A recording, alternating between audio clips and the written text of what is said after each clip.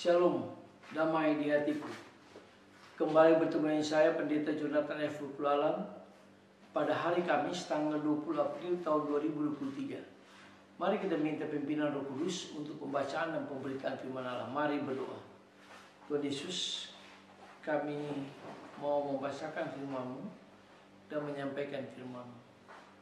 Urapilah hamba-Mu dengan kuasa Roh Kudus-Mu dan berikan penerangan Roh Kudus kepada para pendengar yang akan mendengarkan firman Tuhan ini.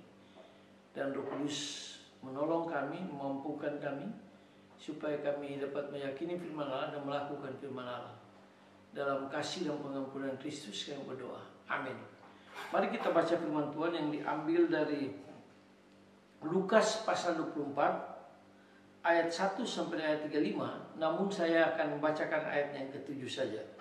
Firman Tuhan berkata begini: Anak manusia harus diserahkan ke tangan orang-orang berdosa dan disalibkan, dan akan bangkit pada hari yang ketiga. Demikianlah firman Allah. Yang berbahagia kita membaca, mendengar, dan melakukan firman Allah. Tema kita pada hari ini adalah kita harus menjadi saksi kebangkitan Kristus. Nah, saudara-saudara yang saya kasih dalam Tuhan Kristus, peristiwa kebangkitan Yesus merupakan satu peristiwa yang penuh sukacita. Mengapa? Sebab kita percaya bahwa Yesus adalah Putra Allah yang sungguh-sungguh bangkit setelah mengalami penderitaan dan kematian di kayu salib. Namun, para murid Yesus tidaklah cepat menjadi percaya. Mereka membutuhkan proses yang cukup panjang sehingga peristiwa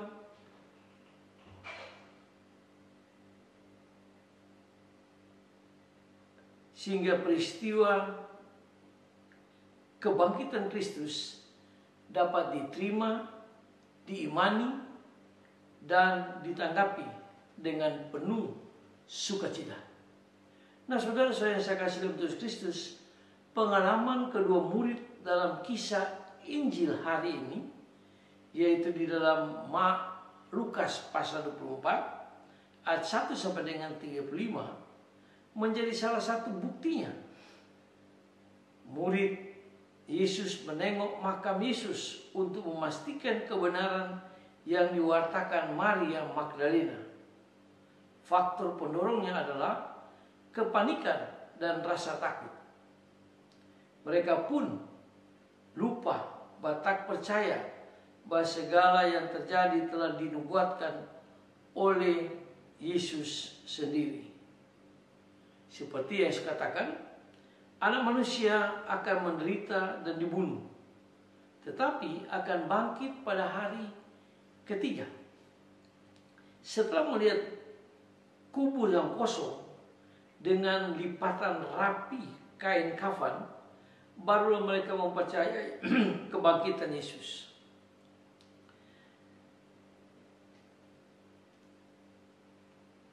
Keyakinan inilah yang selanjutnya mendorong mereka untuk mewartakan kabar sukacita itu kepada orang yang lain. Nah, saudara-saudara yang saya kasih dalam Tuhan Kristus, kita pun diundang di abad yang 21 ini untuk menjadi saksi kebangkitan Kristus.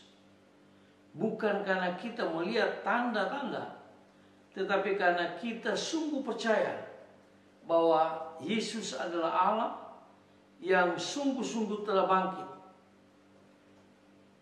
Iman pada Tuhan Yesus tak harus memerlukan tanda yang nyata. Kalau kita percaya pada setiap sabda yang keluar dari murid dari Tuhan Yesus Kristus. Nah, itulah sebabnya marilah kita harus menjadi saksi kebangkitan Kristus pada abad yang ke-21 ini, agar supaya banyak orang yang menjadi percaya kepada Kristus sebagai Allah yang telah bangkit, yang menebus dosa manusia, yang memberikan hidup yang kekal pada manusia yang berdosa. Mari kita tunduk kepala, kita berdoa. Tuhan Yesus, terima kasih atas firman-Mu. Tolonglah kami Roh Kudus supaya kami menjadi saksi Kristus yang hidup di abad yang ke-21 ini. Sehingga ada banyak orang yang menjadi percaya kepada Kristus dan kebangkitannya. Terima kasih banyak Tuhan Yesus. Dengarlah doa kami, dalam kasih dan pengampunan Kristus kami berdoa. Amin.